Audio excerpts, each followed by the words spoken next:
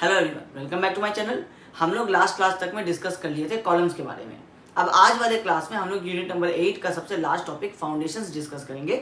इस फाउंडेशंस में आपके सिलेबस के अकॉर्डिंग हम लोगों को बात करना है फुटिंग्स के, जिसके ऊपर आपको एक्सियली लोडेड आ रहा हो। जैसे हम लोग कॉलम्स में बात किए थे तो मोमेंट वाले कॉलम्स हम लोग डिजाइन नहीं किए थे, सिर्फ एक्सियली लोडेड कॉलम्स डिजाइन किए थे। वैसे ही हम लोग एक्सियली लोडेड फुटिंग्स भी डिजाइन करेंगे। इससे रिलेटेड हम लोग जितना भी थ्योरी हम लोगों का फाउंडेशंस में होता है, फाउंडेशन में कितने टाइप्स के फुटिंग्स होते हैं, उसके बाद एक्सियली लोडेड होता है तो क्या केस होता है, नहीं होता है अगर मूवमेंट आता है तो क्या केसेस होता है, आईएस कोड के स्पेसिफिकेशंस क्या है, ये सारे जो थ्योरीज हैं ये हम लोग आज के क्लास में डिस्कस कर लेंगे। और नेक्स्ट वाले क्लास में हम लोग फुटिंग का न्यूमेरिकल्स करेंगे, जिसमें आपका एक्सियली लोडेड फुटिंग के लिए न्यूमेरिकल है। तो एक क्लास हम लोग नेक्स्ट वाला जो करेंगे इसमें आपका न्यूमेरिकल्स कंप्लीट हो जाएगा। तो बेसिकली 2 क्लास हम लोगों का लगेगा, जिससे हम लोगों का ये यूनिट नंबर 8 कंप्लीट हो जाएगा। फिर जो हम लोगों का यूनिट नंबर 1 में हम लोगों का टॉपिक रह गया है वो हम लोग उसके बाद वाले क्लास में डिस्कस करेंगे। अब आज फाउंडेशंस में जो हम लोग थ्योरी डिस्कस करेंगे, अब सबसे पहले 2 वर्ड आता है फाउंडेशन और फुटिंग। ये दोनों चीज़ में कन्फ्यूज़न क्लियर होना चाहिए कि फुटिंग क्या होता है और फाउंडेशन क्या होता है। कई बार हम इन दोनों वर्ड्स को एक ही चीज़ को डिनोट करने के लिए शो करते हैं कि कई बार हम लोग फाउंडेशन की जगह पे फुटिंग कह देते हैं, फुटिंग की जगह पे फाउंडेशन कह देते हैं। दोनों में डिफरेंस होता है। फाउंडेशन कहते हैं कि जैसे आपका ये ग्राउंड सरफेस है, ये ग्राउंड लेवल है और यहाँ पे आपका फाउंडेशन, ये आपका फाउंडेशन का डेप्थ आ रहा है।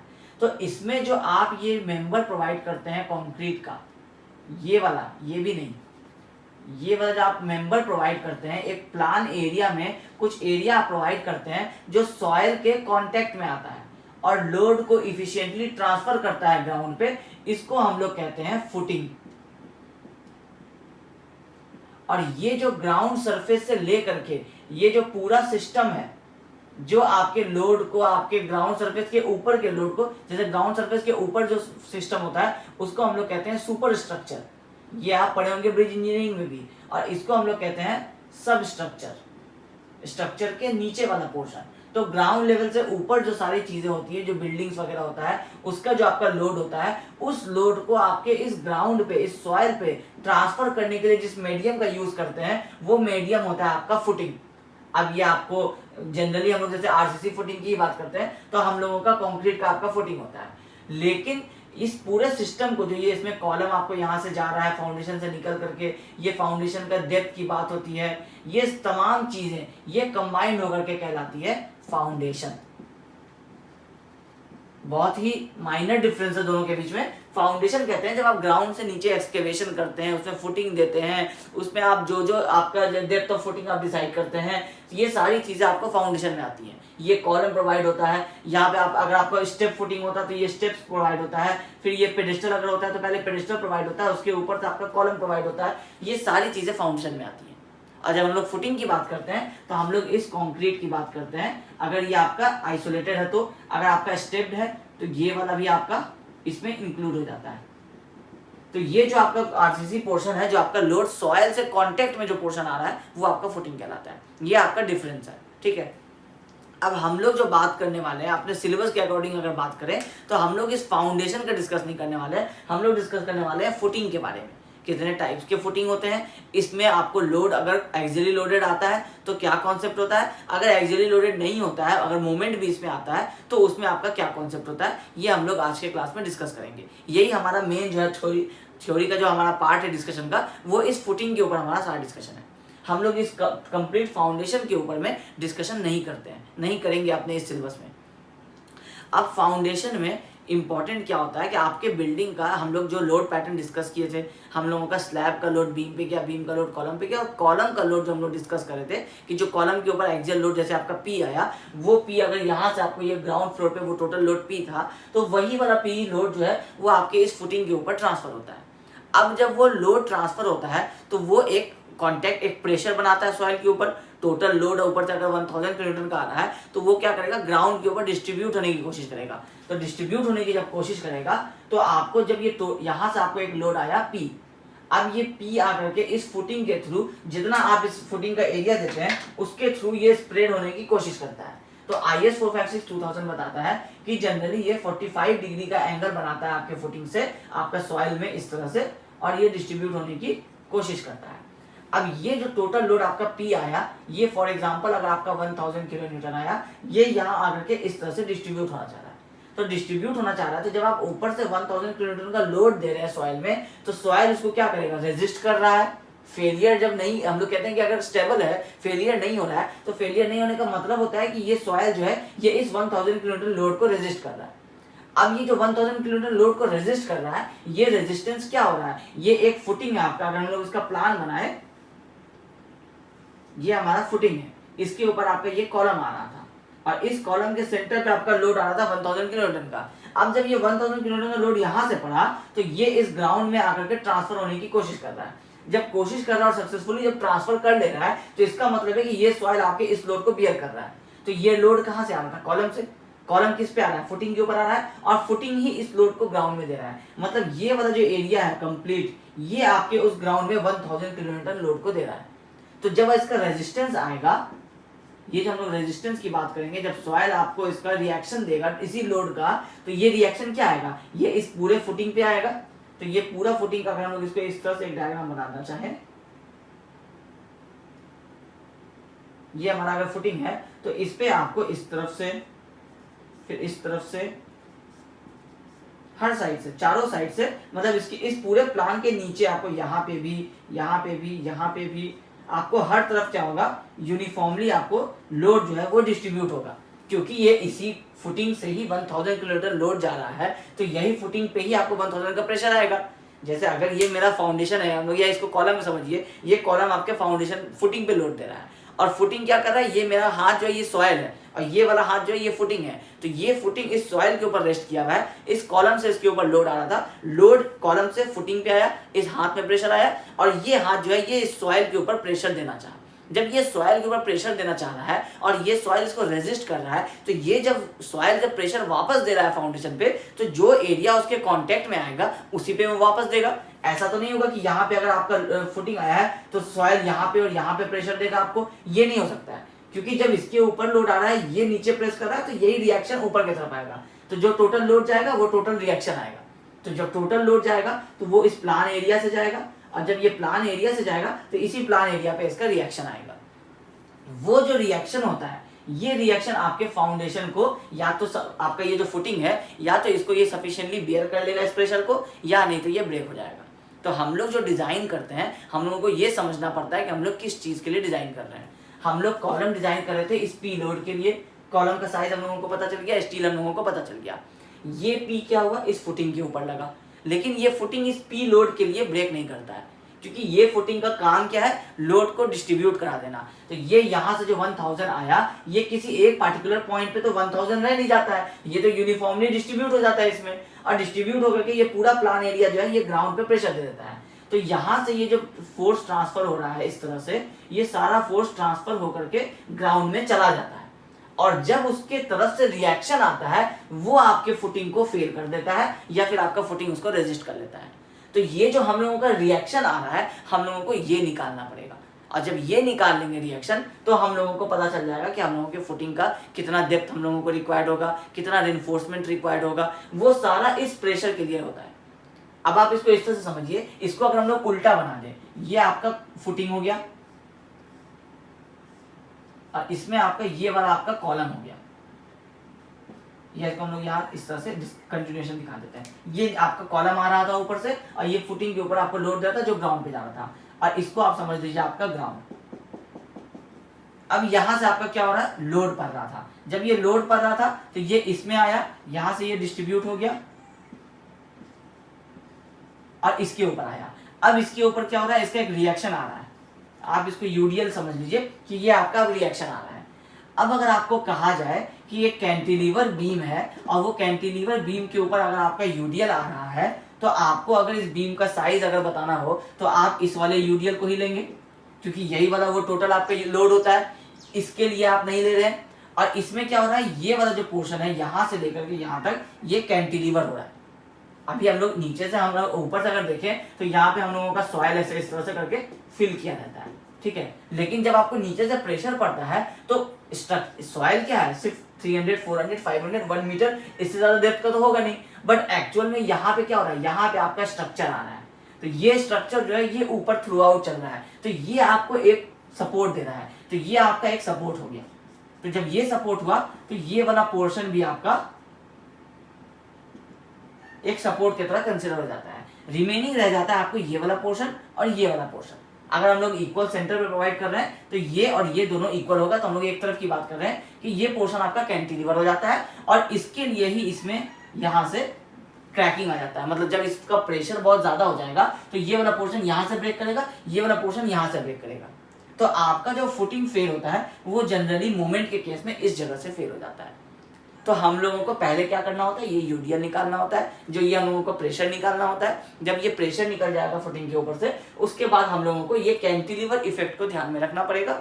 और जो हम लोगों का रिमेनिंग कैंटिलीवर पोर्शन है, उस कैंटिलीवर पोर्शन के लिए हम लोग कैलकुलेशन करेंगे और देखेंगे कि कितना डेप्थ रिक्वायर्ड है ताकि ये फेल ना हो, और कितना इसमें हम लोग रिइंफोर्समेंट प्रोवाइड करेंगे, और ये कॉलम फुटिंग का आपका साइज क्या होगा। तो इसमें जब हम लोग फाउंडेशन डिजाइन जब हम लोग करेंगे तो हम लोग 3 चीज निकालेंगे। पहला फुटिंग साइज, फुटिंग साइज के बाद हम लोग निकालेंगे नेट प्रेशर। इसको हम लोग कहते हैं नेट प्रेशर। ये जो आपका सॉइल जो आपको फुटिंग पे दे रहा है ये नेट प्रेशर कहलाता है। तो हम लोग नेट प्रेशर निकालेंगे।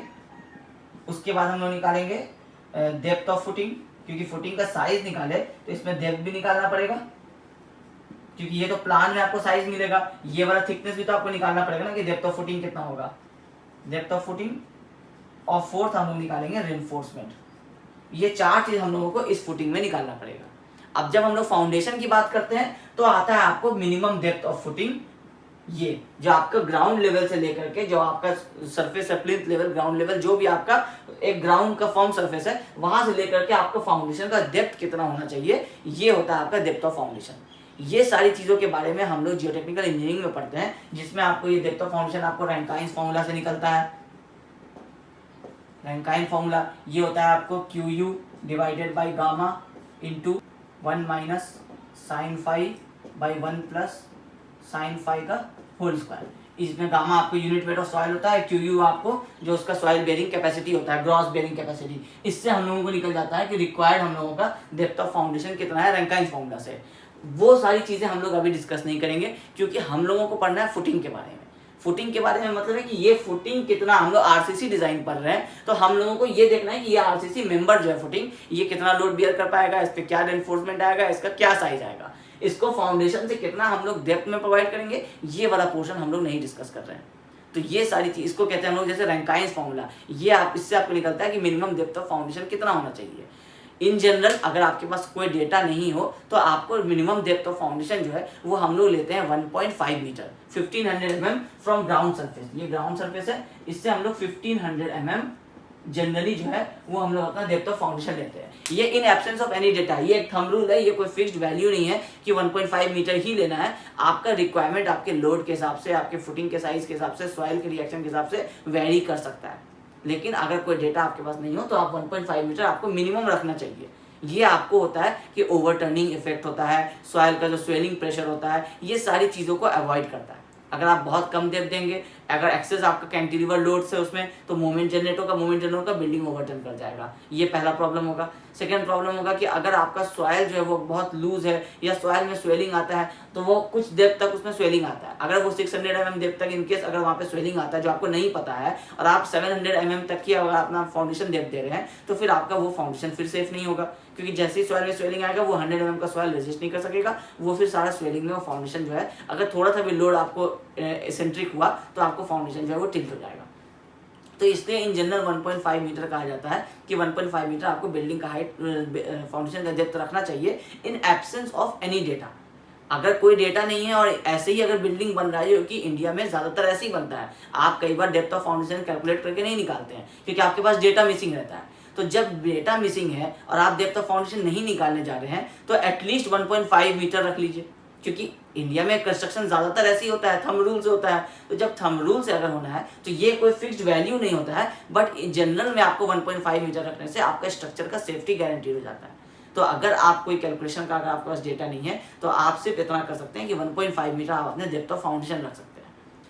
उसके बाद आता है फुटिंग का आपको साइज। अब हम लोग जब अपने बिल्डिंग प्रोवाइड करते हैं तो हम लोग उसमें लोड कैलकुलेट नहीं करते हैं, हम लोगों को इंपॉर्टेंट होता है कि हम लोग अपने बिल्डिंग्स में लोड कैलकुलेट करें, स्लैब के ऊपर कितना लोड मैक्सिमम आईएस कोड कहता है कि लेना है लाइव लोड वो ले लीजिए, स्लैब का सेल्फ वेट ले लीजिए, सारा डेड लोड कैलकुलेट करके उसको डिस्ट्रीब्यूट कीजिए कि पर बीम्स पे कितना जाएगा, फिर उसके बाद बीम्स से हाफ हाफ करके दोनों कॉलम्स पे लोड डिस्ट्रीब्यूट कीजिए, फिर सारे फ्लोर्स का ये ऐड कीजिए और कॉलम्स का सेल्फ वेट भी ऐड कीजिए, तो टोटल वेट एक कॉलम के ऊपर पता चल जाएगा, कॉलम का अपना वेट प्लस कॉलम पे जो लोड ट्रांसफर हो रहा है बीम्स और स्लैब की वजह से, वो सारा लोड आपको मिल जाएगा, वही लोड आपके फाउंडेशन पे आने वाला है। ये फाउंडेशन पे जो लोड आ रहा है इसको आप यूज करके इस डिजाइन ऑफ फुटिंग जो हम लोग अभी करने वाले हैं इसको यूज करते हुए आप फाउंडेशन अपने फुटिंग का साइज निकाल लीजिए और आप अपने फुटिंग का रेनफोर्समेंट और डेप्थ निकाल लीजिए।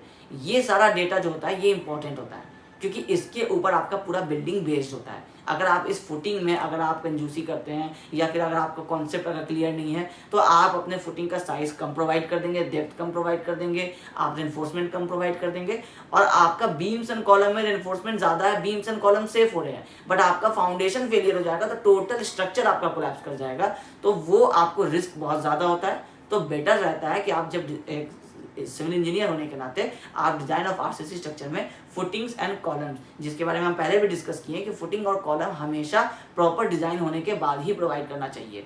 स्लैब एंड बीम्स का एक थ्योरी है कि आपको अगर फेल हो जाता है तो आप उसका दूसरा सब्स्टिट्यूट आपके पास अवेलेबल होता है, आप उसको कुछ ऑप्शंस कर सकते हैं। एक civil engineer proper civil engineering term में ये भी नहीं डिस्कस किया जाता है कि आप उसमें कुछ ऑप्शंस कर सकते हैं, बट इन जनरल अगर आप थंब रूल से बना रहे हैं तो आप स्लैब एंड बीम को सेव कर सकेंगे, कॉलम्स एंड फुटिंग्स को आप सेव नहीं कर सकते।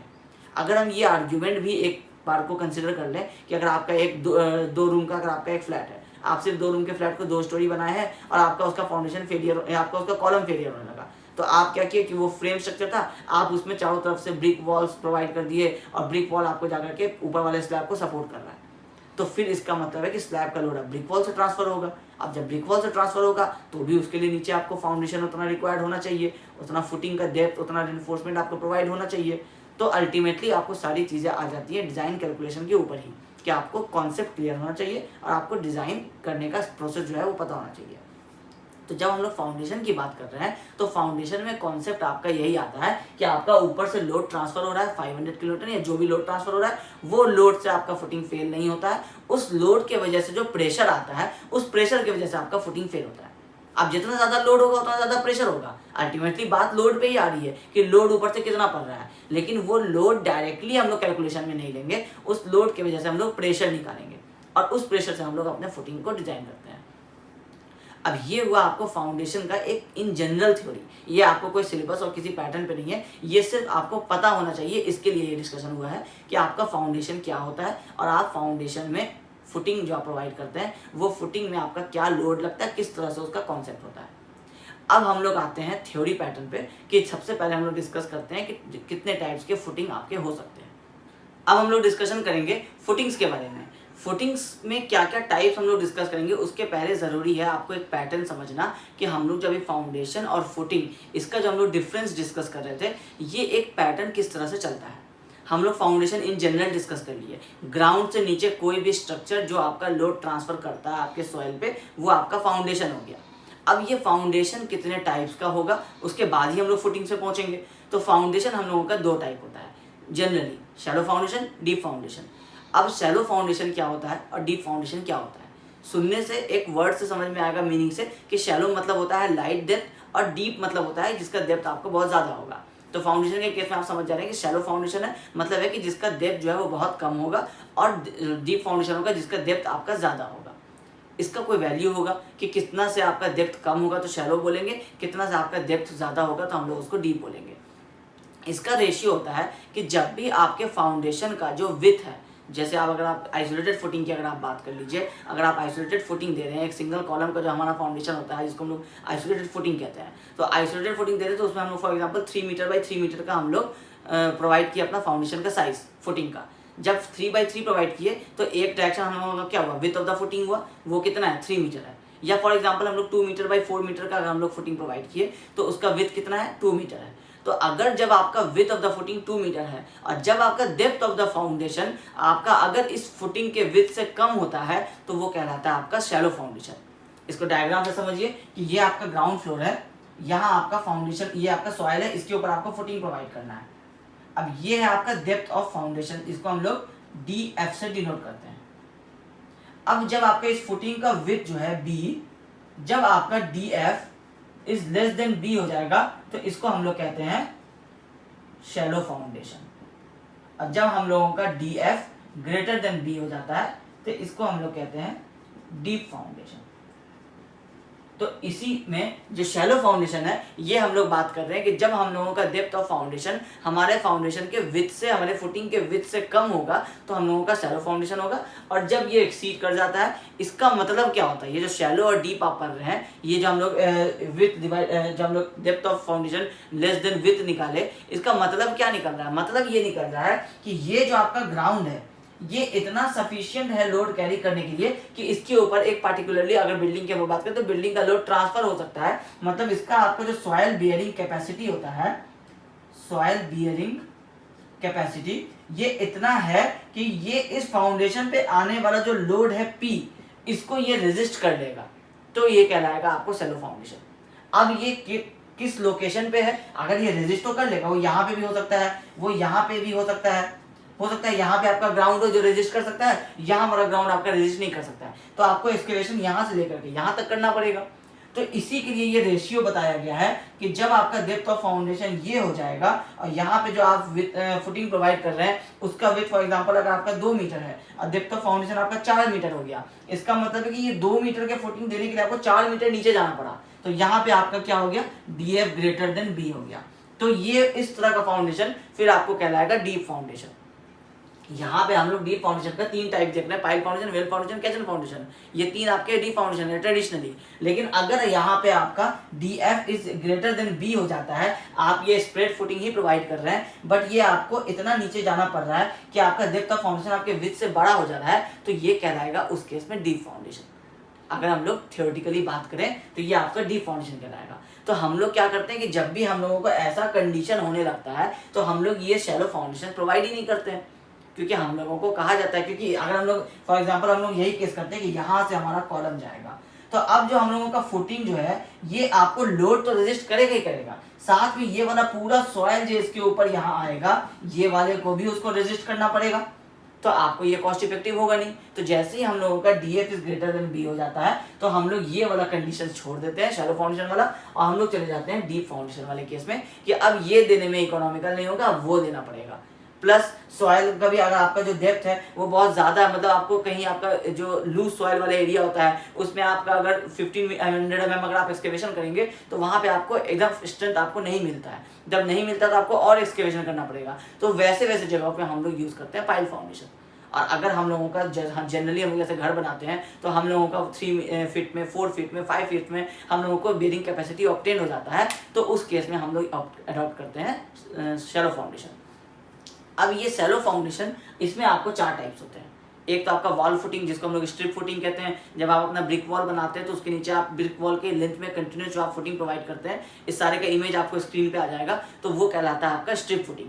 उसके बाद आता है आपका आइसोलेटेड फुटिंग, जब आपको एक पार्टिकुलरली कॉलम के लिए लोड ट्रांसफर करने के लिए एक पार्टिकुलरली जब आप फुटिंग प्रोवाइड करेंगे तो वो कहलाएगा आपको आइसोलेटेड फुटिंग। आइसोलेटेड का मतलब होता है सिंगल, अकेला, तो आइसोलेटेड फुटिंग का मतलब भी यही होगा कि आपको एक कॉलम के लिए एक फुटिंग आप प्रोवाइड करेंगे तो वो आएगा आपको आइसोलेटेड फुटिंग।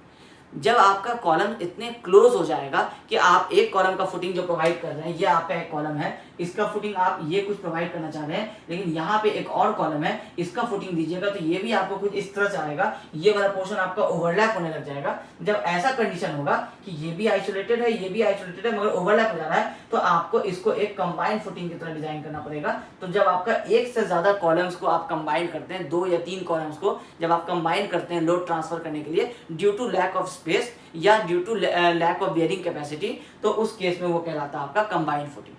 और जब आपका मल्टीपल कॉलम्स हो जाता है इन एक्सेस ऑफ 4, 5, तो उस केस को हम लोग कहते हैं राफ्ट। मतलब सेम कंबाइंड फुटिंग जब आपका 2, 3 या 4 कॉलम्स के लिए डिजाइन होता है तो वो आपको कंबाइन कराता है। जब ये एक टोटल स्ट्रक्चर का लोड लेने लग जाता है जिसमें यहाँ भी कॉलम है, यहाँ भी कॉलम है, इस तरह से करके एक पैटर्न पे आपको कॉलम्स ही कॉलम्स प्रोवाइड हो रहे हैं और इसका स्पेसिंग इतना ज़्यादा नहीं है कि आप इसको अलग अलग फुटिंग्स दे सकें या आप एक एक करके कंबाइन प्रोवाइड कर सकें, या फिर वहाँ पे आपके सॉइल का जो सेटलमेंट है वो यहाँ पे कुछ और है, यहाँ पे कुछ और है, यहाँ पे कुछ और है।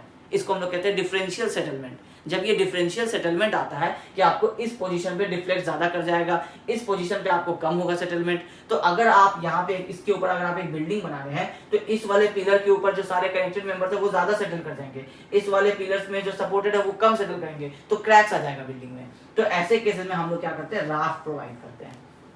तो ये सारे आपको कॉन्सेप्ट्स होते हैं कि आपको सॉइल का पहले एनालिसिस करना पड़ता है। अगर हम एक ट्रेडिशनल वे की बात करें, जो बेटर इंजीनियरिंग वे है जिसको हम लोग गुड प्रैक्टिस कहते हैं, वो होता है तो आपको पहले सॉइल का टेस्ट किया जाता है। सॉइल का टेस्ट करके उसका निकाला जाता है लोड बियरिंग कैपेसिटी, जिसको हम लोग सेफ बियरिंग कैपेसिटी भी कहते हैं। सेफ बियरिंग कैपेसिटी सॉइल का क्या होता है कि वो एक पर मीटर स्क्वायर एरिया में कितना लोड बियर कर सकता है, ये हम लोगों को प्लेट लोड टेस्ट वगैरह करके हम लोगों को निकालना पड़ता है पहले कि ये आपको कितना लोड बियर कर सकता है। कई बार आप देखते होंगे जब आप ब्रिज के पियर्स वगैरह जब कास्ट हो रहे होते हैं, उसका जब फाउंडेशन आपको एक्सकेवेट होने के बाद पहले उसमें प्लेट लोड टेस्ट किया जाता है। प्लेट लोड टेस्ट करके देखा जाता है कि वो कितने लोड पे उसमें सेटलमेंट आ रहा है। जैसे फाउंडेशंस के लिए जनरली 50 mm का अलाउएबल सेटलमेंट होता है, 50 और 75। शैलो फाउंडेशन है तो 50 mm, डीप फाउंडेशन है तो 75 mm। IS कोड प्रोवाइड करता है कि 50 mm से ज़्यादा का सेटलमेंट नहीं होना चाहिए फाउंडेशंस में। तो इस 50 mm फाउंडेशन 50 mm जो सेटलमेंट है ये कितने किलोमीटर लोड में होगा, ये चीज़ को पहले टेस्ट करना पड़ता है। ये आप थियोरेटिकली कोई थंब रूल से नहीं निकाल सकते हैं। उससे आपको पता चल जाता है कि आपके उस पार्टिकुलर जोन में, अगर आप एक प्लॉट में कर रहे हैं तो उस प्लॉट में आपको किसी भी जगह पे आप रैंडमली करते हैं तो वहाँ पे आपको कितना उसका लोड बेयरिंग कैपेसिटी है। फॉर एग्जाम्पल निकल करके आता है कि पर मीटर स्क्वायर में 200 किलोमीटर के लोड पे सेटलमेंट आ रहा है। इसका मतलब है कि 200 किलोमीटर पर मीटर स्क्वायर आपका उसका ग्रॉस आपका लोड बेयरिंग कैपेसिटी हो गया। फिर इसमें फैक्टर ऑफ सेफ्टी मल्टीप्लाई किया जाता है ताकि एग्जैक्ट जो आपका ये वैल्यू है, अगर 200 से एक्सीड करके 201 हो जाएगा तो आपका सेटलमेंट ज़्यादा हो जाएगा। तो इस वैल्यू को थोड़ा सेफर साइड रखते हुए जो हम लोग इंजीनियरिंग में यूज़ करते हैं फैक्टर ऑफ सेफ्टी, वो फैक्टर ऑफ सेफ्टी इसमें जनरली 2 का लिया जाता है और आपको बताया जाता है कि 100 किलोमीटर पर मीटर स्क्वायर इसका मैक्सिमम लोड बेयरिंग कैपेसिटी है। और इस 100 किलोमीटर पर मीटर स्क्वायर के हिसाब से आप अपना फाउंडेशन फुटिंग डिज़ाइन करते हैं। और अगर वो इन केस एक्सीड कर जाता है तो आपका तुरंत फेलियर नहीं होगा। इसको इंश्योर करने के लिए वो फैक्टर ऑफ सेफ्टी यूज़ किया जाता है। एक्चुअल 200 है बट आपको 100 का वैल्यू बताया जाता है ताकि आप इस 100 के हिसाब से आप अपना फुटिंग का साइज थोड़ा ज़्यादा प्रोवाइड कर दीजिए। इनिशियल कॉस्ट है, आपको फुटिंग जो है वो आपको एकदम डबल तो आपको रिक्वायर्ड नहीं आएगा। अगर 200 का भी आप SBC ले लेते तो फुटिंग का साइज बिल्कुल आपको डबल नहीं हो जाता, वो आपको 1.7 1.6 टाइम्स आपको ज़्यादा लगता जब आप 100 लेते तो। लेकिन वो प्रोवाइड करना बेटर होता है क्योंकि अगर वो लोड एक्सीड कर गया तो उस ग्राउंड के ऊपर अगर आप 10 स्टोरी का भी अगर आप स्ट्रक्चर बना है तो वो फेल हो जाएगा। तो इसलिए आपको सॉयल में जो है वो फाउंडेशन में ज़्यादा फैक्टर ऑफ सेफ्टी लिया जाता है। ये फैक्टर ऑफ सेफ्टी ले करके ही आपको सॉयल का बेयरिंग कैपेसिटी बताया जाता है। हम लोग अभी एक्चुअल प्रोसेस की बात कर रहे हैं, अभी हम लोग कैलकुलेशन की बात नहीं कर रहे हैं। तो हम लोगों को पता चलता है प्लेट लोड टेस्ट करने के बाद कि 100 किलोमीटर पर मीटर स्क्वायर हमारे उस एरिया का लोड बेयरिंग कैपेसिटी है। फिर हम लोग निकालते हैं अपना लोड कितना है और लोड से जब उसको डिवाइड करते हैं तो हम लोगों को एरिया रिक्वायर्ड हो जाता है कि ये जो हमारा लोड आ रहा है, जैसे 500 किलोमीटर का हम लोग कॉलम में कंसिडर किए थे कि लोड आ रहा है, तो वो लोड अगर हम लोगों का SBC 100 किलोमीटर पर मीटर स्क्वायर तो उससे डिवाइड किया जाता है। तो जब 500 डिवाइड बाई 100 आप करते हैं तो आपको पता चलता है कि 5 मीटर स्क्वायर का आपको रिक्वायर्ड होगा एरिया। अगर आप 5 मीटर स्क्वायर का एरिया देंगे, स्क्वायर फुटिंग अगर आप देंगे, तो आपका ये जो 500 किलोमीटर का लोड है वो इस ग्राउंड में अच्छे से ट्रांसफर हो जाएगा जो प्रॉपर वेज है। अगर ये लोड एक्सीड करता है या ये फाउंडेशन का साइज अगर आप छोटा दे देते हैं तो आपको बेयरिंग कैपेसिटी क्या होगा, 100 से बढ़ करके 110 120 होगा। तो न्यूमेरिकली आप लोग फेल, आपका वैल्यू जो कैलकुलेशन होगा वो फेल हो जाएगा। एक्चुअल फेलियर नहीं आएगा बट वो फैक्टर ऑफ सेफ्टी को ध्यान में रखा जाता है बहुत सारे रीजन से। आपका लोड एक्सीड हो सकता है, आपका जो कंक्रीट का फाउंडेशन आप कास्ट कर रहे हैं उसका कंक्रीट का क्वालिटी अच्छा नहीं हो सकता है आपका वर्कमैनशिप आपका बहुत एक्यूरेट नहीं होगा। तो ये सारे फैक्टर्स को ध्यान में रखते हुए 2 से डिवाइड कर दिया जाता है आपका जो एक्चुअल लोड बेयरिंग कैपेसिटी होता है। तो हम लोगों का जो एक्चुअल लोड बेयरिंग कैपेसिटी होता है उसको हम लोग कहते हैं gross load bearing capacity, gross pressure. और जब हम लोग उसको फैक्टर ऑफ सेफ्टी से मल्टीप्लाई डिवाइड कर देते हैं तो वो आता है आपका net ultimate safe bearing capacity. तो हम लोग यहाँ नेट सेफ बेयरिंग कैपेसिटी की ही बात करते हैं। जब हम लोग फाउंडेशन डिजाइन करेंगे तो हम लोग नेट सेफ बेयरिंग कैपेसिटी की ही बात करेंगे। अगर ग्रॉस दिया है तो भी हम लोग उसको नेट सेफ बेयरिंग में चेंज कर लेंगे क्योंकि हम लोगों को नेट पे कैलकुलेशन करना है। एक्चुअल कितना है हम लोगों को उस पर कोई रिक्वायरमेंट नहीं है। हम लोगों को कितना एक्चुअल में हम लोगों के स्ट्रक्चर के लिए दिया जा रहा है हम लोगों को उससे मतलब होगा क्योंकि सारा खेल आपको इस फाउंडेशन के प्रेशर का ही है। ऊपर से लोड आएगा, नीचे से आपको प्रेशर आएगा, वो प्रेशर जो आएगा उस प्रेशर पे ही आपका रेनफोर्समेंट प्रोवाइड किया जाएगा। तो हम लोगों को वो प्रेशर ही जानना है कि वो प्रेशर कितना आ रहा है। वो प्रेशर 200 का हम लोग जो एक्चुअल बेयरिंग कैपेसिटी है वो 200 का नहीं लेकर के हम लोग 100 का लेंगे, तो हम लोगों के सारे रिक्वायरमेंट जो है वो एक्स्ट्रा आएंगे, तो फाउंडेशन में वो एक्स्ट्रा प्रोवाइड करना आपका बेटर होता है। ठीक है, तो टाइप्स ऑफ फुटिंग की जब हम लोग बात कर रहे थे, तो टाइप्स ऑफ फुटिंग में आपको strip footing, isolated footing, combined footing और राफ्ट फुटिंग होता है। अब उसके बाद डीप फाउंडेशन में हम लोग डिस्कस कर लिए कि पाइल फाउंडेशन, वेल फाउंडेशन और कैशन फाउंडेशन होता है। इन सारे के इमेजेस आपके स्क्रीन पे आ गए होंगे, अगर नहीं आए हैं तो सबसे पहले अभी आप देख रहे होंगे पाइल फाउंडेशन। इसको हम लोग पाइल फाउंडेशन कहते हैं, जब आपको कॉलम साइज के जो मेंबर्स होते हैं वो आपको ग्राउंड में इंसर्ट किए जाते हैं उस डेप्थ तक जहां तक आपका सॉइल एक्चुअल लोड बियर कर सकता है।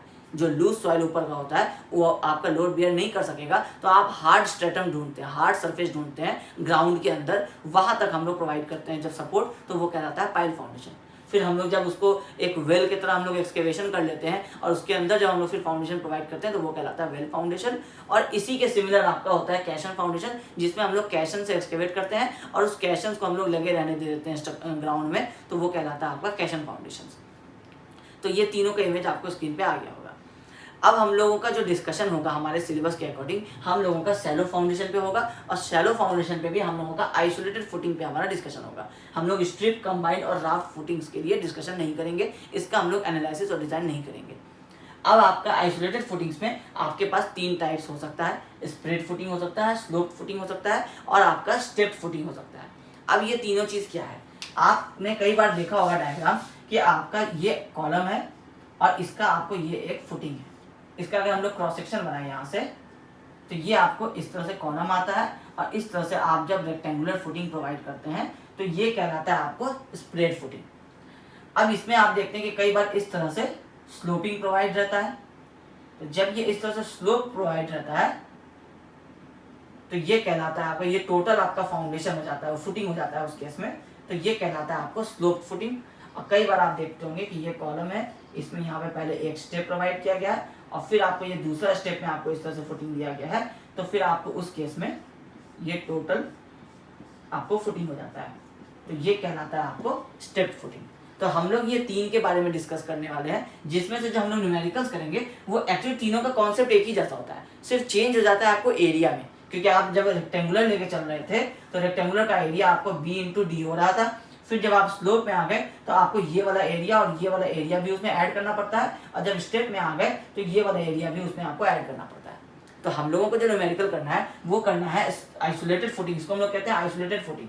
तो आइसोलेटेड में आपका जो स्प्रेड फुटिंग है, हम लोग इस स्प्रेड फुटिंग पे ही अपना कैलकुलेशन करेंगे, क्योंकि इस बाकी दोनों जो है वो हम लोगों के सिलेबस के बियॉन्ड है। कॉन्सेप्ट तीनों में सेम लगेगा, सेम जब भी हम लोग डिस्कशन करने वाले हैं फॉर्मूलाज का, वो सारे आपको इस पूरे आइसोलेटेड पे ही लगेगा। बट हम लोग जो न्यूमेरिकल्स करेंगे वो हम लोग स्प्रेड फुटिंग के लिए करेंगे, जो हम लोगों का रेक्टेंगुलर फुटिंग होगा।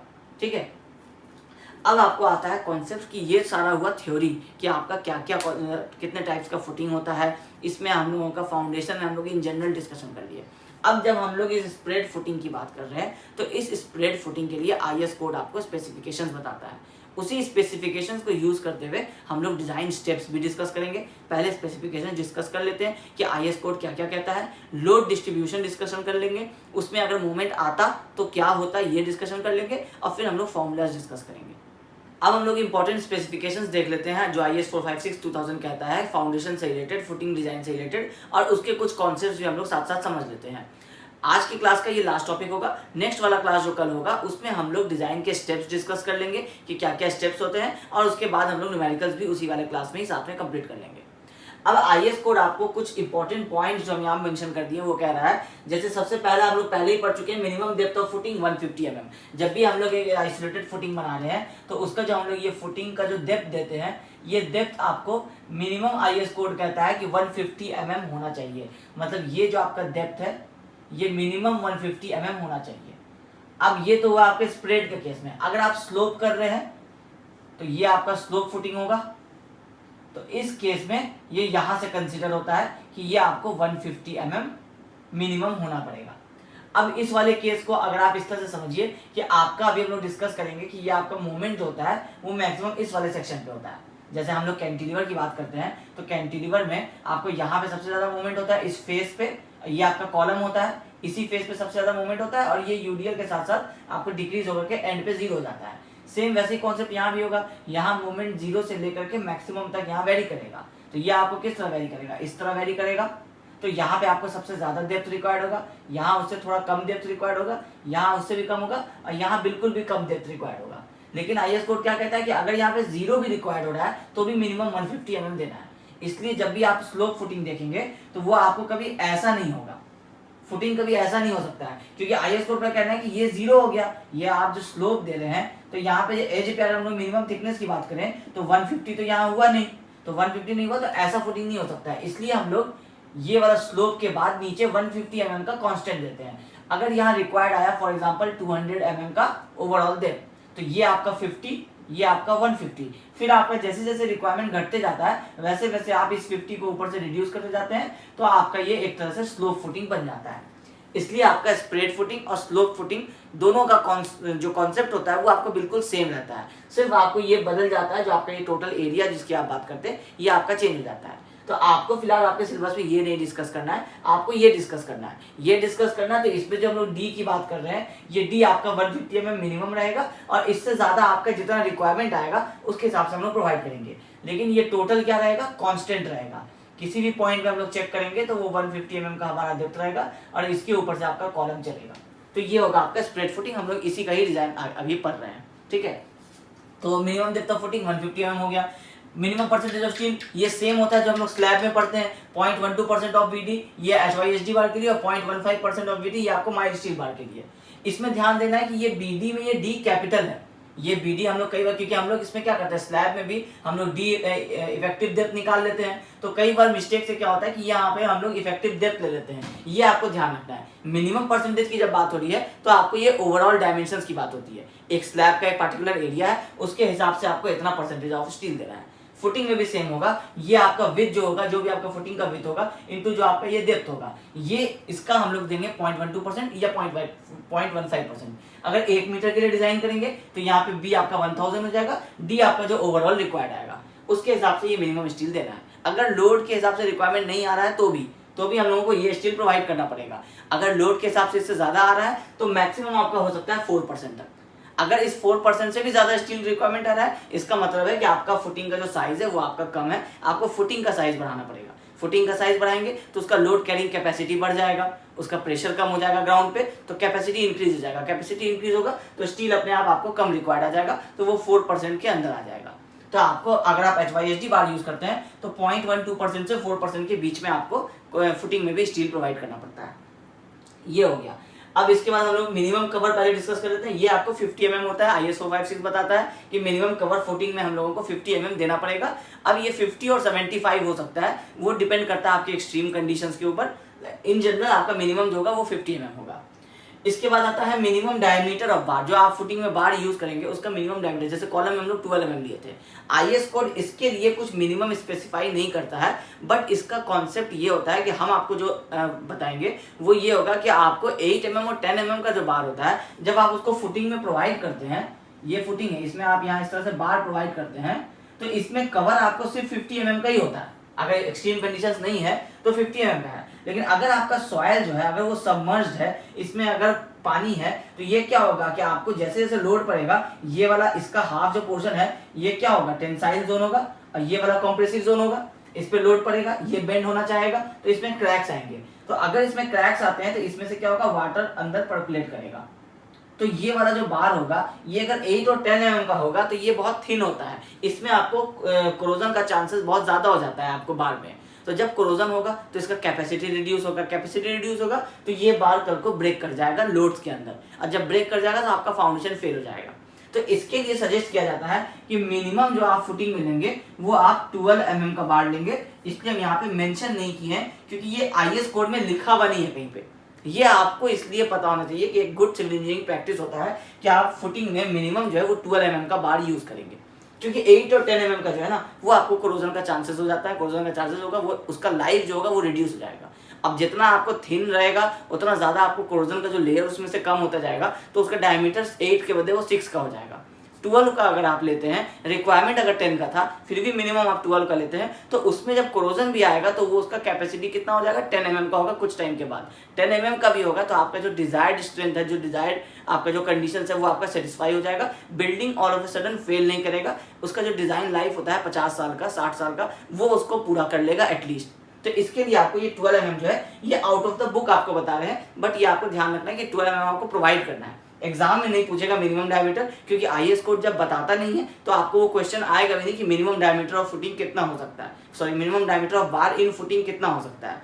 इनकेस अगर पूछ लेता है तो 12 mm आपको लिख देना है, ठीक है। अच्छा, ये हो गया सारा आपको स्टील से रिलेटेड सारा बात। अब आता है आपको इंपॉर्टेंट पॉइंट्स, पॉइंट नंबर 4 और पॉइंट नंबर 5। आपको फाउंडेशन डिजाइन करते समय आपको बस 2 चीज का ध्यान रखना है। इसी 2 चीज पे पूरे आपके फुटिंग डिजाइन का आपका सारा कॉन्सेप्ट जो है वो बेस्ड है। पहले हम लोग प्लान बनाते हैं, ये आपका फुटिंग है, ठीक है। इस पे आपका ये कॉलम आ रहा है, हम लोग इमेजिन करते हैं कि ये रेक्टेंगुलर कॉलम है इस तरह से। अब ये साइज है आपका B, ये हम लोग इसको एक वैल्यू देते हैं, ये आपका 600 और ये वाला है साइड आपका 800। ये कॉलम का साइज है आपका 300, इस कॉलम का साइज है आपका 400, मतलब कॉलम है 300/400 का, फुटिंग है 600/800 का। अब इसमें जो लोड आया P, ये लोड क्या हुआ नीचे जाकर के इस पूरे फुटिंग पे 600/800 का जो फुटिंग है, ठीक है, इसका जो ये जो फुटिंग है इससे क्या हुआ लोड को नीचे डिस्ट्रीब्यूट किया, उससे आपको क्या हुआ रिएक्शन आया, रिएक्शन आया तो वो प्रेशर हुआ। अब वो प्रेशर क्या हो रहा है कि अब हम इसको एक काम कीजिए कि इसको 1 मीटर का एक स्ट्रिप ले लेते हैं, ये हमारा एक स्ट्रिप है। अब हम इस स्ट्रिप को डिजाइन करेंगे, इसमें ये आपका क्या है 1 मीटर है, ये वाला जो विड्थ है। अब इसमें जो आपका स्टील आएगा, और ये आपका टोटल जैसे 600 है तो हम लोग इसको क्या किया 600 mm का ये टोटल लेंथ लेके चल रहे हैं। अब इसमें जो स्टील आएगा 1 मीटर वाइड के लिए, ये अगर आपका 1 मीटर का ये आपका इस तरह से फुटिंग है, तो इसमें जो रिक्वायरमेंट आएगा रेनफोर्समेंट का यहाँ जो भी 3 या 4 बार आएगा, हम इसको जितना जो मेरा फुटिंग का साइज होगा उससे मल्टीप्लाई कर देंगे। अब हम इस 1 मीटर बाई 600 का जो ये पैनल है इसको हम लोग डिजाइन कर रहे हैं। इसमें क्या हुआ नीचे से आपको इस तरह से यूडीएल लगा, ये यूडीएल क्या हुआ जो आपको नीचे से अलाउएबल प्रेशर आपका आ रहा था, वो कैसे आ रहा था आपका लोड डिवाइडेड बाय जब आप एसबीसी किए तो आपको उससे एरिया रिक्वायर्ड आ गया, एरिया रिक्वायर्ड पता चल गया, मतलब टोटल लोड आ रहा है जैसे 500 किलो न्यूटन। अब आपको पता है कि पर 100 किलो न्यूटन पर मीटर स्क्वायर इसका कैपेसिटी है, तो आपको एरिया निकल के आ जाएगा ना पर मीटर स्क्वायर। जब एरिया निकल करके आ गया तो आपको क्या हुआ कि पता चल गया कि ये जो रिक्वायर्ड है इस चीज को मेंटेन रखने के लिए, जब आप इससे ज्यादा प्रोवाइड करेंगे, जैसे आपको आया फॉर एग्जांपल 25, ठीक है 25 आपको 2,50,000 mm स्क्वायर आ गया आपको एरिया रिक्वायर्ड, तो आपको पता है कि 500/500 का आपको रिक्वायर्ड साइज आ रहा है। अब 500/500, हाँ ठीक है 500/500 mm का आपको रिक्वायर्ड साइज आ रहा है एक स्क्वायर फुटिंग देने के लिए। आप क्या करेंगे 600/600 अगर प्रोवाइड करेंगे तो अब आपका एरिया प्रोवाइडेड क्या हो जाएगा, हम लोग अगर एरिया प्रोवाइडेड करें तो ये हो जाएगा आपको, ये हो जाएगा इजिकल टू P/SBC। रिक्वायर्ड आ रहा था कितना 25,00,00, ये आ रहा था जब आपका एसबीसी आपको पता था, लोड आपको पता था, ये रिक्वायर्ड है, आप क्या कि इससे ज्यादा प्रोवाइड कर दिए, तो अब आप एसबीसी निकाल सकते हैं P/ ये कर देंगे तो ये क्या आएगा आपको, जो आपका एसबीसी पहले था 100 उसके हिसाब से ये रिक्वायर्ड आता 500/500, जब आप 600/600 प्रोवाइड कर रहे हैं 600/600 तो आपको ये क्या हो जाएगा, ये वाला वैल्यू कम आ जाएगा क्योंकि ये डिनोमिनेटर में था, ये इंक्रीज किया मतलब ये वाला वैल्यू कम हो जाएगा। इसका मतलब है कि नीचे से जो प्रेशर आ रहा है अब वो आपके कैपेसिटी से कम आ रहा है, तो आपको वो वाला वैल्यू मिल गया कि कितना आपका प्रेशर आ रहा है।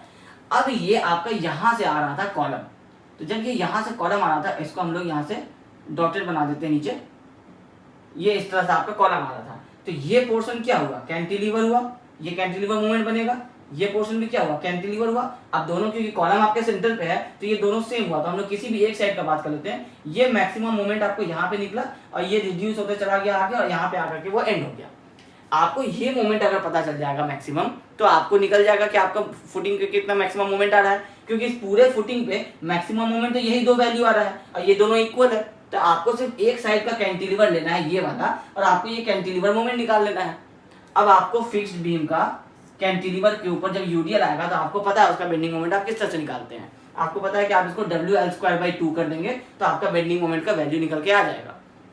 बेंडिंग मोमेंट मिल गया, तो ये कह रहा है आपको फोर्थ वाला पॉइंट कि इन isolated footings moment at the face of column is considered in design. ये कह रहा है कि जो आपका ये फुटिंग है इसमें आपका यहाँ पे कॉलम आ रहा है, तो हम लोग मोमेंट कहाँ का लेंगे कोड कह रहा है कि फेस ऑफ द कॉलम, यही है मेरा फेस ऑफ द कॉलम, ये वाला और ये वाला। अब इन दोनों के फेस पे ही आपको ये दोनों मोमेंट आ रहा है और यही दोनों क्या है आपको मैक्सिमम है। तो आपको आईएस कोड क्या कह रहा है उससे मतलब नहीं हुआ, आपको वैसे ही समझ में आ गया कि सबसे मैक्सिमम मोमेंट के लिए हम लोग डिजाइन करते हैं, किसी भी कॉलम डिजाइन करते हैं तो सबसे मैक्सिमम लोड के लिए करते हैं। तो आपको सबसे मैक्सिमम मोमेंट आ कहाँ रहा है, फेस ऑफ द कॉलम पे ही आएगा, क्योंकि कॉलम के बीच में तो नहीं आएगा। क्योंकि जब आप कॉलम के बीच में आते हैं तो आप इस तरह से समझिए कि ये आपका कॉलम है, बिल्डिंग है, ठीक है, ये ऊपर आपको 10th फ्लोर तक जाना है। अब यहाँ पे आपका अगर आप कहना चाहते हैं कि सर सबसे मैक्सिमम तो यहाँ पे आएगा, तो यहाँ पे आपको ये क्या है, ये कंक्रीट है पूरा, ये कंक्रीट क्या हो रहा है, ऐसे ऊपर चला जा रहा है। तो यहाँ पे आपको क्या हो रहा है, डेप्थ का प्रॉब्लम हो रहा है। यहाँ पे आपको क्या हो रहा है, डेप्थ का प्रॉब्लम हो रहा है। यहाँ पे तो आपको डेप्थ का प्रॉब्लम नहीं हो रहा है, क्योंकि यहाँ से लेकर के आरसीसी, यहाँ तो ऐसे स्टील भी आएगा कॉलम का, ऐसे बेंड किया रहेगा, यहाँ भी स्टील आएगा, ऐसे बेंड किया रहेगा। तो अगर हम इस सेंटर पोजीशन को माने तो यहाँ पे मेरे पास कितना आरसीसी मिलेगा, इस वाले पोजीशन से लेकर के ऊपर जितना भी फ्लोर तक ये कॉलम जाएगा वो पूरा मेरा क्या होगा, डी होगा। अगर हम लोग यहाँ पे हम लोगों का बेंडिंग मोमेंट आता है, ये वाला वैल्यू अगर हम लोग लेते हैं तो इसके लिए हमको क्या होता है, ये वाला डेप्थ मिलता है। इसी डेप्थ के अंदर हमको रेनफोर्समेंट प्रोवाइड करना पड़ेगा, तब जाकर के सेफ होगा। हम यहाँ पे जब एज पे बात करते हैं तो हमको कॉलम के फेस में मिलता है, तो फेस में मिलता है तो ये वाला सेक्शन जो है ये मेरा फेल होगा, तो हमको ये वाले सेक्शन का डेप्थ पता चल जाएगा, उसके हिसाब से स्टील प्रोवाइड करेंगे। लेकिन जब हम इस वाले पोजीशन पे बात कर रहे हैं सेंटर वाले पॉइंट पे, तो सेंटर वाले पॉइंट पे मेरे पास डेप्थ क्या है, यहां से स्टार्ट होकर के जहां तक मेरा ये कॉलम चल रहा है, ये टोटल मेरा डेप्थ आ गया। तो आप इसको ऐसे ही कंसीडर कर लीजिए कि सर जो भी हमारा टोटल डेप्थ है हम वही ले लेते हैं डिजाइन में, आपको स्टील का रिक्वायरमेंट ही कुछ नहीं आएगा। तो इसका मतलब है कि मैक्सिमम मोमेंट यहाँ आया, उसके बाद सडनली आपका मोमेंट इस तरह से ड्रॉप कर जाएगा, फिर सडनली ये मोमेंट आपको फेस पे राइज करेगा और फिर ये इस तरह से जाकर के एंड पे जाएगा। तो भी मैक्सिमम मोमेंट आपको कहाँ आया, दोनों कॉलम के फेस पे। यही बात आपको यहाँ पे कह रहा है पॉइंट नंबर 4 में, इन isolated footings moment at the face of column is considered in design. तो जब भी आप कभी कॉलम डिजाइन करेंगे, चाहे आप आज एक्सियली लोडेड के लिए करें, कल को आप अगर कंबाइंड फुटिंग करते हैं, राफ्ट करते हैं, कुछ भी डिजाइन करेंगे, आपको मोमेंट हमेशा मैक्सिमम कॉलम के फेस पे आएगा। तो कॉलम के फेस पे आपको मोमेंट लेना है, ठीक है। ये हो गया पॉइंट नंबर 4। पॉइंट नंबर 5 कह रहा है depth of footing required shall be checked for greater of the following. आपको 3 कंडीशन दे रहा है, कह रहा है तीनों के हिसाब से आपको इस बार डेप्थ चेक करना है। जैसे हम लोग अभी स्लैब डिजाइन करते थे तो उसमें हम लोग क्या करते थे, पहले डिफ्लेक्शन के लिए एक डेप्थ निकालते थे एज्यूम करके, उसके बाद हम लोग मोमेंट के लिए निकालते थे। दोनों में से जो मैक्सिमम रहता था उसको ही हम लोग प्रोवाइड करते थे, क्योंकि मोमेंट के हिसाब से ज्यादा आएगा तो मोमेंट का हम लोग वापस डेप्थ लेते थे। डिफ्लेक्शन से ज्यादा आता था डिफ्लेक्शन लेंगे। कोई भी कंडीशन हो जिसमें आपको मैक्सिमम डेप्थ रिक्वायर्ड हो, आपको उसको सेटिस्फाई करना पड़ेगा, अदरवाइज उस चीज के लिए फेल कर जाएगा। अगर हम लोगों का मोमेंट से 100 mm का स्लैब आ रहा था और डिफ्लेक्शन से 150 mm आता था, अगर हम 100 mm के बदले 110 mm दे देते तो मोमेंट से तो सेफ हो जाता, मगर जब डिफ्लेक्शन आना होता तो डिफ्लेक्शन आ जाता, वो गिरता नहीं मगर वो डिफ्लेक्ट हो जाता। सेम वैसा ही केस यहाँ भी है। आपको 3 केस के लिए कह रहा है कि डेप्थ चेक कीजिए, जिसके हिसाब से सबसे मैक्सिमम डेप्थ रिक्वायर्ड आएगा वही वाला आपको डेप्थ प्रोवाइड करना है, नहीं तो क्या होगा, उस वाले केस के लिए फेल कर जाएगा। तो ये 3 केस क्या है, सबसे पहला तो है आपको बेंडिंग मोमेंट। ये बेंडिंग मोमेंट आप निकाले, बेंडिंग मोमेंट के हिसाब से आप बैलेंस सेक्शन डिजाइन करते हैं। अगर आप कोई सा भी स्टील लिए Fe415 अगर लिए तो 0.138 FC के BD स्क्वायर कर दिए, उसके हिसाब से आपको D स्क्वायर पता चल गया, उससे आप D निकाल लिए। ये सब आप पहले भी स्लैब में किए हुए हैं। ये होगा आपको बेंडिंग मोमेंट वाले केस में। सेकंड आपको है वन वे शेयर कंसिडरेशन। अब आपको 2 टर्म आता है, वन वे शेयर और 2 वे शेयर। इन दोनों के हिसाब से आपको बोल रहा है चेक करने के लिए। अब वन वे शेयर क्या होता है और 2 वे शेयर क्या होता है। आपका एक फुटिंग है, अब उस फुटिंग पे हम लोग अभी ये डिस्कस किए कि आपका फेस ऑफ द कॉलम पे, अब हम लोग प्लान बनाते हैं। ये प्लान है, इस प्लान में आपका ये वाला जो है ये कॉलम आ रहा है। अब यहाँ पे हम लोग कह रहे हैं कि हम लोगों का मैक्सिमम मोमेंट आएगा, आईएस कोड कह रहा है, हम लोग नहीं कह रहे हैं, IS 456 कह रहा है कि यहाँ पे फेस ऑफ द कॉलम पे इस डायरेक्शन में और इधर भी आपको चेक करना पड़ेगा, क्योंकि आप जब आप स्क्वायर बनाएंगे तब तो फिर एक साइड होगा, लेकिन जब आप रेक्टेंगुलर बनाएंगे तो आपको 2 साइड होगा। दोनों में से किस तरफ मैक्सिमम कैंटिलीवर डिस्टेंस होगा आपको ये निकालना पड़ेगा। तो आपको क्या करना है, कैंटिलीवर डिस्टेंस निकालना है, उससे मोमेंट निकालना है। एक डायरेक्शन, दोनों डायरेक्शन में, भले ही दूसरे डायरेक्शन का कम होगा, लेकिन आपको सॉल्व करके दिखाना पड़ेगा कि इस साइड का कैंटिलीवर नहीं गवर्न करके इस साइड का कैंटिलीवर गवर्न कर रहा है। उसके हिसाब से आप इस डायरेक्शन में जो आएगा उसके हिसाब से आप इधर स्टील दीजिएगा, इस डायरेक्शन में जो आएगा उसके हिसाब से आप इधर स्टील दीजिएगा। जब आपको डेप्थ चेक करना होगा तो आप मैक्सिमम मोमेंट लेंगे। तो ये वाले और ये वाले में जो सभी मोमेंट ज्यादा आएगा उस वाले मोमेंट के लिए आप चेक कर लेंगे कितना डेप्थ रिक्वायर्ड आ रहा है। ये तो हो गया आपको मोमेंट की बात। अब आपको कहता है कि वन वे शेयर। अब वन वे शेयर में क्या होता है कि IS 456 कहता है कि शेयर तो आएगा फुटिंग में, क्योंकि आपको लोड है तो मोमेंट है, मोमेंट है तो शेयर है। जब शेयर है तो शेयर हमको कहाँ पे चेक करना है और शेयर हम लोग कैसे निकालेंगे। तो शेयर कैसे निकालेंगे ये तो हम लोगों को पता है। ये जो हम लोग VU/PD निकालते थे, nominal shear stress tau V, यही होता है हम लोगों का वन वे शेयर। इस चीज में कोई कंफ्यूजन नहीं होना चाहिए। ये हम लोग पहले भी डिस्कस करते आ रहे हैं, हम लोग शेयर के चैप्टर में ही पढ़े थे, वहां आपको ये वाला टर्म नहीं बताए थे, वन वे शेयर। अब फुटिंग में क्योंकि इसको हम लोग कहते हैं वन वे शेयर, अदरवाइज इसको कहते हैं हम लोग सिर्फ शेयर। अब आपको ये कहलाता है one way share. One way share आपको पता है कि टोटल शेयर फोर्स आपको निकाल लेना है और उसको आप BD से डिवाइड करेंगे तो आपको नॉमिनल शेयर स्ट्रेस मिल जाएगा। आपको कंक्रीट का शेयर स्ट्रेंथ चेक कर लेना है टाउ C। अगर कंक्रीट अलोन बियर कर सकता है तो आपको शेयर रेनफोर्समेंट आप फुटिंग में नहीं देंगे। अगर आपका कंक्रीट बियर नहीं कर सकता है तो आपको शेयर रेनफोर्समेंट देना पड़ता है फुटिंग में। जनरली आपका कंक्रीट कर लेता है क्योंकि हम लोग जो डेप्थ प्रोवाइड करते हैं वो इतना ज्यादा रखते हैं कि आपको मोमेंट और ये इसको कंसिडर करने के लिए कि वो डेप्थ जो है ना वो उसको सेटिस्फाई कर लेता है। हम लोग सॉल्व करेंगे तो उसमें आपको दिख जाएगा कि कैसे हो जाता है। तो इसको हम लोग कहते हैं वन वे शेयर। अब इसमें सवाल आता है कि ये VU हम लोगों को कहां से आएगा। तो फिर से आप वही पॉइंट कहेंगे कि आपको जैसे हम लोग sir face of the support पे यहाँ हम लोग मोमेंट निकाले, वैसे यहाँ पे हम लोग W/L करके हम लोग यहाँ पे शेयर फोर्स निकाल लेते हैं। लेकिन इसमें करना यही चीज है, लेकिन आपको इसमें ध्यान रखना है कि ये जो आप निकालना चाह रहे हैं, ठीक है, सॉरी ये आपको इस तरह से बनेगा अगर आपका पॉइंट लोड नहीं है तो UDL है तो, ठीक है। अब ये आपका आ गया यहाँ पे मैक्सिमम शेयर फोर्स का वैल्यू। लेकिन हम लोग क्या पढ़े थे कि जब भी हम लोग एक किसी फ्लेक्सर मेंबर की बात करते हैं या जब भी हम लोग एक लोडेड मेंबर की बात करें जिसमें फ्लेक्सर आएगा या बेंडिंग आएगा या टॉर्जन या टेंशन आएगा, उस केसेस में हम लोग शेयर फोर्स सपोर्ट पे नहीं चेक करके उससे D डिस्टेंस के बाद चेक करते हैं। ये डिस्टेंस हो जाता है D। इसमें भी आपको सेम चीज करना है, एक और सेक्शन चूज करना है जो कि आपको effective depth of the footing इतना दूर होगा और इसके बाद जो रिमेनिंग ये पोर्शन है इसका आपको कैंटिलीवर जो आपको शेयर फोर्स है वो निकाल लेना है, जैसे आप कैंटिलीवर का निकालते हैं। ये जब आपका निकल जाएगा उस शेयर फोर्स के लिए आपको ये वन वे शेयर चेक करना है। सिंपल सा कॉन्सेप्ट है कि आपको शेयर फोर्स निकालना है, लेकिन आपके हिसाब से अभी क्या चल रहा था कि ये टोटल जो पैनल है ये मेरा कैंटिलीवर है, हम इसका शेयर फोर्स निकाल लेते हैं। तो इसका शेयर फोर्स आपको यहाँ पे कुछ इस तरह से वैल्यू आ जाएगा।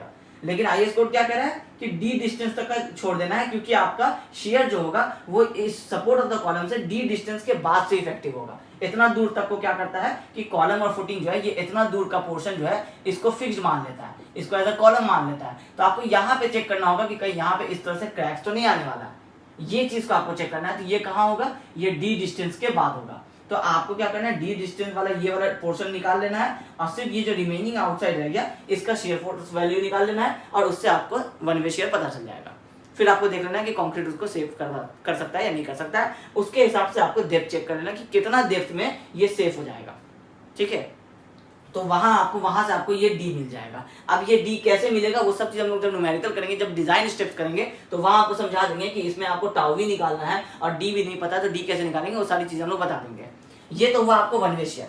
अब एक आता है आपको two way share. Two way share को हम लोग पंचिंग फेलियर भी कहते हैं। पंचिंग फेलियर क्या होता है, आप बचपन में आप लोग सुने होंगे कि जब आप अपने कागज को अगर आप टाइट से पकड़ के रखते हैं और उसको अगर आप एक पेन या कागज के ऊपर आप इस तरह से अगर आप पेन रखते हैं और पेन का निब अगर आप ओपन रखते हैं तो जब आप उसके पेन के ऊपर आप थोड़ा सा प्रेशर देंगे तो वो पेन क्या करेगा कि उस कागज को फाड़ते हुए आपको इस तरह से बाहर आ जाएगा। तो ये जो आपको फेलियर पैटर्न होता है ना कि आप कागज को पकड़े हुए हैं, उसके ऊपर से आप लोड दे रहे हैं तो वो कागज उसको बियर नहीं कर सकता है, तो वो उसमें छेद हो जाता है और ये पेन अंदर की तरफ चला जाता है। इस तरह का फेलियर को कहते हैं हम लोग पंचिंग फेलियर। अब फुटिंग में भी सेम चीज हो सकता है। ये आपका फुटिंग है, ऊपर से आपका कॉलम आ रहा है, कॉलम पे इतना लोड है और फुटिंग का इतना कम डेप्थ है कि फुटिंग जो है इस लोड को रेजिस्ट नहीं कर पा रहा है, तो फुटिंग आपको एज इट इज रहेगा। ये आपका फुटिंग ऐसा ही रहेगा। कुछ पोर्शन जो होगा ये वाला, ये कॉलम जो है, ये कॉलम कुछ दूर का पोर्शन को लेते हुए क्या करेगा, अंदर चला जाएगा और फेल हो जाएगा। क्योंकि जैसे ये अंदर जाएगा इसका मतलब क्या है कि ये आपका फुटिंग है, ये आपको इतना सा पोर्शन जो है ये ब्रेक होकर के नीचे आ गया तो अब लोड तो उसके ऊपर से आता ही रहेगा, तो ये आपको नीचे मिट्टी में फेल होते चला जाएगा, पूरा स्ट्रक्चर आपका गिर जाएगा। तो ये फेलियर सबसे खतरनाक होता है, पंचिंग फेलियर। अब इस पंचिंग फेलियर को बचाने के लिए भी आपको कैलकुलेशन करना पड़ता है और देखना पड़ता है कि ये कितना एरिया है जो आपका इफेक्टेड हो रहा है। ये इफेक्टेड एरिया आप निकाल लेते हैं और आप चेक करते हैं कि टोटल लोड जो आ रहा है वो अपॉन जब आप ये एरिया करेंगे तो आपको कितना डेप्थ रिक्वायर्ड हो रहा है। क्योंकि अब क्या हो रहा है, ये जब पंचिंग फेलियर का डाउट हो रहा है तो पूरा फुटिंग तो उसमें हो नहीं रहा है बी और डी, क्योंकि पूरा फुटिंग फेल होता भी नहीं है। वो होता है कुछ डिस्टेंस। वो डिस्टेंस क्या होता है, सपोर्ट इस कॉलम के डेप्थ से d/2 और d/2 दोनों तरफ, ये कॉलम है तो d/2 इधर भी, d/2 इधर भी, तो आपको ये टोटल क्या होता है, ये एक इफेक्टिव डेप्थ होता है, ये एक इफेक्टिव डेप्थ होता है। तो आप कह सकते हैं कि आपका ये कॉलम है, तो कॉलम के फेस से d/2 डिस्टेंस इधर, इस वाले फेस से भी d/2 डिस्टेंस इधर, सेम इधर वाले से भी d/2 और इधर से भी d/2, ये इतने डिस्टेंस का जो ये होता है ये आपको फेल हो जाता है पंचिंग में। तो आपको कॉलम का साइज पता रहता है 300 है, इफेक्टिव डेप्थ आप एक एज्यूम करके निकाल लेते हैं कि आप इतना पहले प्रोवाइड करेंगे, तो ये और ये सब उसका आप इफेक्टिव डेप्थ जोड़ करके ये एक एरिया बना लीजिए। इस एरिया को आपको पंचिंग में चेक करना पड़ता है, कॉलम का एरिया बी और डी को चेक नहीं करना पड़ता है। अब आपका सिलेबस क्या कह रहा है कि इस वाले जो पंचिंग चेक है ये आपको कह रहा है कि आपको नहीं करना है, आपको सिर्फ वन वे शेयर करना है, बेंडिंग मोमेंट करना है, इन दोनों के हिसाब से जो मैक्सिमम डेप्थ रिक्वायर्ड आएगा वो आपको निकाल लेना है। तो हम लोग न्यूमेरिकल यही दोनों के हिसाब से करेंगे, लेकिन उस न्यूमेरिकल को सॉल्व करने के बाद थोड़ा सा 5 मिनट का एक्स्ट्रा टाइम दे करके हम आपको ये वाला निकालने का प्रोसेस भी बता देंगे कि पंचिंग फेलियर आप कैसे निकाल सकते हैं। ये आपको डिप्लोमा लेवल पे काम नहीं आएगा, लेकिन जब आप एसएससी का एग्जाम देने जाएंगे तो वहाँ पंचिंग से क्वेश्चन पूछेगा, क्योंकि पंचिंग आपको फुटिंग डिजाइन का पार्ट होता है।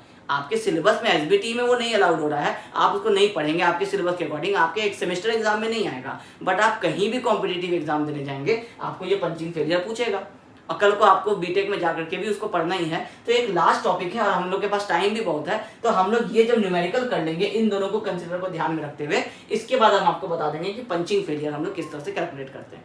उसके हिसाब से हम उसी न्यूमेरिकल को सॉल्व करके दिखा देंगे कि ये आपको डेप्थ इसमें कितना रिक्वायर्ड हो रहा है, इसमें कितना रिक्वायर्ड हो रहा था और इसमें कितना रिक्वायर्ड हो रहा है। इसके हिसाब से हम लोग अगर यहाँ पे हो सकता है 500 आए, यहाँ हो सकता है 550 आए, तो आप क्या करेंगे 550 रिक्वायर्ड आ रहा है, आप 600 प्रोवाइड कर देंगे, आपका दोनों सेव हो जाएगा। हो सकता है इसके में 610 mm रिक्वायर्ड आ रहा हो, तो आपका जो फुटिंग है वो अगर आप इस अपने सिलेबस के हिसाब से पढ़ेंगे तो आपके हिसाब से 600 mm बहुत हो गया, 550 का 580 भी आप दे सकते थे, लेकिन पंचिंग रिक्वायर्ड हो रहा है 610 mm।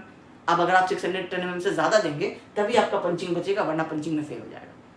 तो खैर ये सारी चीज़ें हम लोग अब ज़्यादा लेंदी अभी नहीं करते हैं, जब हम लोग न्यूमेरिकल करेंगे, न्यूमेरिकल करने के बाद जब उसमें टाइम रहेगा तो 5 मिनट लेके इसको हम लोग डिस्कस कर देंगे, या नहीं तो इसके लिए भी हम लोग एक अलग से वीडियो बना देंगे जो आपके सिलेबस का पार्ट नहीं होगा, बट आपको बता देंगे कि पंचिंग फेलियर किस तरह से हम लोग कैलकुलेट करते हैं। ये एरिया बस आपको निकालना है, डी डिस्टेंस तक का एरिया, और इसको आपको चेक कर लेना है पंचिंग के लिए। उसके लिए आपको एक कंडीशन दिया जाता है कि मैक्सिमम कितना तक स्ट्रेस आ सकता है पंचिंग का, वो सारे कंडीशन IS कोड के बताते हुए हम लोग उसको आपको सॉल्व करके दिखा देंगे ये वाला चीज़। तो ये वो इंपॉर्टेंट पॉइंट्स है जो फुटिंग डिजाइन करने से पहले आपको पता होने चाहिए थे।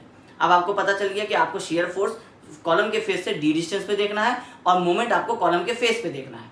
अब ये सारे कॉन्सेप्ट को यूज करते हुए हम लोग नेक्स्ट वाले क्लास में डिजाइन का स्टेप्स डिस्कस कर लेंगे पहले जल्दी से, और उसके बाद हम लोग उसी क्लास में न्यूमेरिकल भी स्टार्ट कर देंगे। तो इससे आपको डिजाइन स्टेप्स भी, अगर आपके थ्योरी में पूछता है कई बार कि आपको फाउंडेशन का न्यूमेरिकल नहीं देता और आपको फाउंडेशन से थ्योरी पूछ लेता है कि design steps of isolated footing आप एक्सप्लेन कीजिए, तो आपको ये जो हम लोग स्टेप्स लिखाएंगे नेक्स्ट वाले क्लास में 6-7 पॉइंट्स, वो सारे पॉइंट्स आपको वहाँ पे लिख देने हैं। अगर आपको न्यूमेरिकल आता है तो न्यूमेरिकल भी हम लोग साथ में ही सॉल्व कर लेंगे। इसके बाद आपका यूनिट नंबर 8 जो होगा वो कंप्लीट हो जाएगा। फिर हम लोग यूनिट नंबर 1 में जो हमारा वर्किंग स्ट्रेस मेथड है उसका हम लोग डिस्कशन करेंगे, तो आपका RCC का सिलेबस SBTE के अकॉर्डिंगली कंप्लीट हो जाएगा। तो आई होप आपको आज के इस क्लास में ये सारी चीज़ें समझ में आ गई होंगी। तो अगर ये वीडियो पसंद आया है तो इस वीडियो को जरूर लाइक कीजिए। Thank you.